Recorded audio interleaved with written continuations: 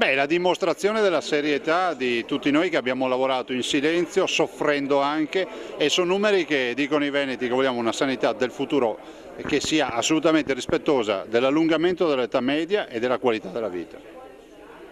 Ma perché molto spesso sono stati diffusi dati che erano dell'autentica spazzatura, dati mai peraltro usciti dalla regione, diffusi artatamente. Molte proteste non hanno avuto proprio senso di esistere se non quello per una sottolineatura dell'importanza degli ospedali, ma la si poteva fare chiedendo un appuntamento piuttosto che chiedendo informazioni. E noi siamo andati avanti per la nostra strada e abbiamo dimostrato che quegli ospedali che molti definivano come già chiusi, anzi non sono solo aperti, ma abbiamo anche investito su nuovi primariati e nuove strategie.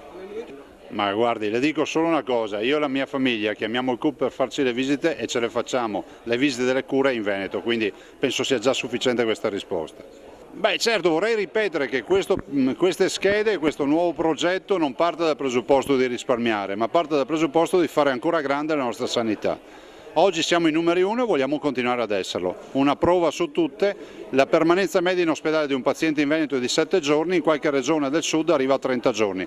Noi abbiamo rispetto dei nostri pazienti, li vogliamo far stare poco in ospedale e curarli bene.